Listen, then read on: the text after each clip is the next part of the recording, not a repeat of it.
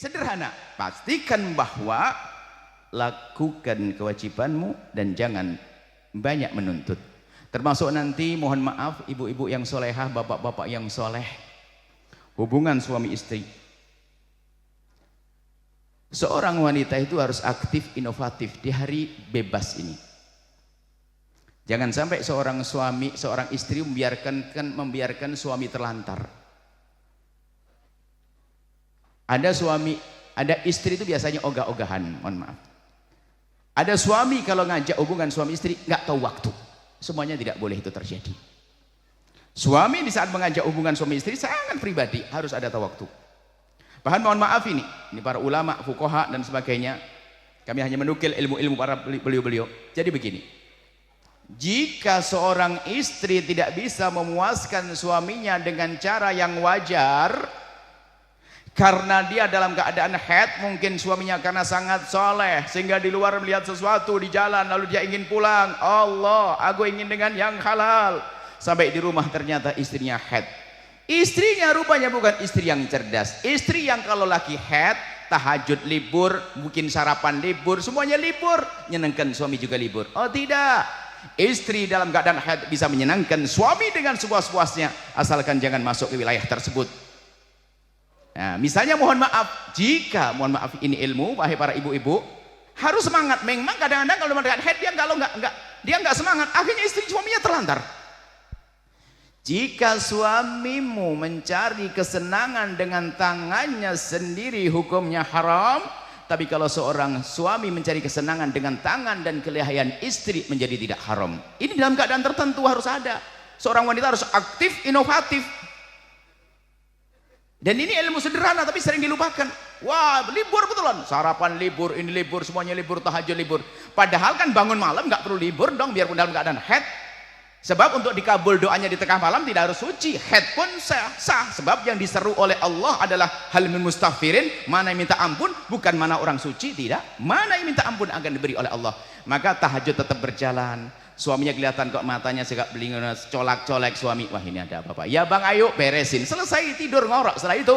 Tapi coba kalau dibiarkan, suami datang dalam keadaan ada syahwat tinggi, ingin yang halal, suaminya istrinya tidak cerdas, belingsatan, pikirannya enggak, naudzubillah. Begitu sebaliknya, seorang suami harus tahu, jika menemukan istrinya belum sampai tuntas, maka dia bisa memberikan kesenangan dengan bermacam cara, kelihayan tangan dan yang lainnya, pelukan dan seterusnya. Jangan sampai cuek. Ini hal sepele, maka berpikirlah menyenangkan pasangan.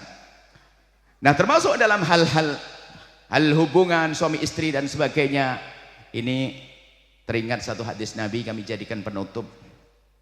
Suatu ketika ada satu Nabi bersabda, idza da'ar rajul imra'atahu ila firashihi, kalau ada seorang suami memanggil istrinya ke atas ranjang, nah fa'abat, kemudian sang istri nggak mau, fabata ghadbana, kemudian silahkan ada yang belum mau Masya Allah, terima kasih, boleh ngucapin selamat kalau buru-buru.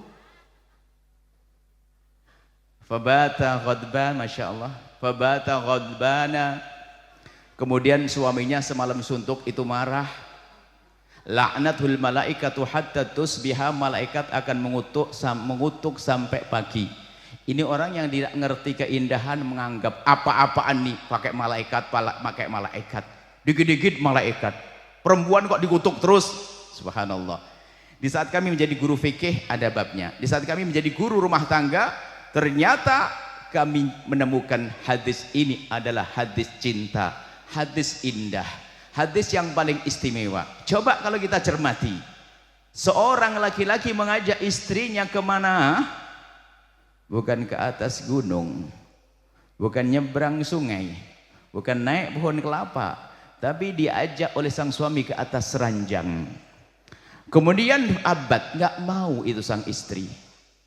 Kemudian sang suami yang karena memang suami soleh tadi bangkit syahwatnya, pengen dilampiaskan dengan yang halal, istrinya ogah-ogahan, bata ghadbana, marah, dikutuk oleh malaikat. Ini bukan hadis merendahkan perempuan, justru kami anggap ini hadis cinta, hadis indah. Kenapa? Perempuan diajak ke tempat yang paling indah di rumahnya.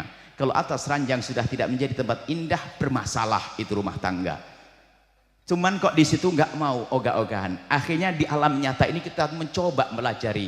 Ibu yang solehah dengar kami. Ini coba. Rupanya para yai, para gus, mungkin nek punya nyai kan gak ada ilmu.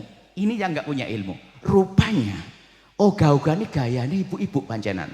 Kalau suaminya ada tanda-tanda alasannya ngangetin sayur, nidurin anak, nutup pintu lama-lama sampai suaminya ketiduran. Nah ini biasanya gayanya ibu-ibu. Ntar bang, nidurin anak kelamaan, suaminya keburu ngorok. Artinya gaya ogah-ogahan ada. Cuman itu actionnya saja. Tapi seorang suami harus pinter dong. Biarpun kiai itu nggak ada, kiai itu hanya di atas mimbar. Kalau sudah di kamar sudah nggak ada kiainya. Masa kiai ketemu istrinya, assalamualaikum wahai istriku. Ntar abah 10 rakaat dulu ya. 2 juz dulu, nggak ada itu, sudah nggak percaya. Gue sing kita orang percaya dengan lek ngono Israel nice. Orang masih nengoe colak-colek. Ini kiainya di atas mimbar dok gayanya wibawa. Ala itu masih di atas. Gus. Nah ini belum mangke nih.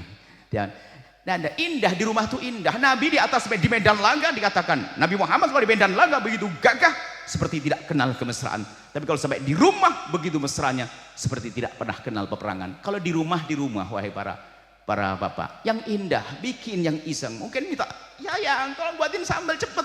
Tak taunya apa suaminya iseng, uleknya disembunyikan. Nah, kan gitu muter-muter. Ini oh ya apa gitu? Iya sudah. Hidup irama itu hidup ada iramanya, jangan lempeng-lempeng saja. Biasa rumah tangga indah, rekreasi tidak harus bayar mahal. Kita bisa gelar tiket di belakang rumah selesai. Hati yang lapang, hati yang indah. Kebahagiaan harus diwujudkan. Yang terakhir apa? Lakukan kewajibanmu, jangan banyak menuntut. Termasuk banyak menuntut, ini adalah jangan mencaci. Sebut kebaikan pasanganmu. Jadi begini, jika engkau menemukan kekurangan pasanganmu, tolong jangan sebut sampai mati. Oh itu sudah pilihanmu mau apa? Sudah diberikan oleh Allah jadi istrimu, suamimu ada kekurangan jangan sebut. Sebab jika kita menyebut kekurangannya pertama menyakitkan, dan itu kekurangan kadang kekurangan yang dia tidak bisa merubahnya menyakitkan, kemudian dia berpikir untuk membalas, akhirnya caci maki. Bilang yang pakai yang pun juga enak ayang. Kenapa sih hidung ayang kok begitu? Bisa pakai ayang tapi bilang hidungnya ya. Marah dia. Iya abang, hidungku begini sama. Kenapa mulut abang begitu? Balas kan? Gak boleh. Menyebut kekurangan pasangan itu menyakitkan, bahkan sensitif loh, halus loh ya kadang-kadang. Maka menjaga perasaan adalah Nabi menyebutkan menjaga kehormatul mukmin, kehormatan, kemuliaan perasaan seorang mukmin itu lebih mulia daripada kita harus menjaga yang lainnya. Termasuk waktu di Mekah, di haram Mekah, perasaan seorang mukmin dijaga, apalagi mukmin istri kita, suami kita. Kadang sensitif loh, suami setiap pulang bawa bedaknya pemutih kulit. Pertama dikasih seneng itu istri. Minggu kedua masih senang, minggu ketiga bingung. Iya memang kulitku hitam, sensitif. Jadi tolong hati-hati bertutur kata yang lembut pada suami yang lembut, istri yang lembut, maka hidup kita indah. No caci maki, tidak ada debat di rumah.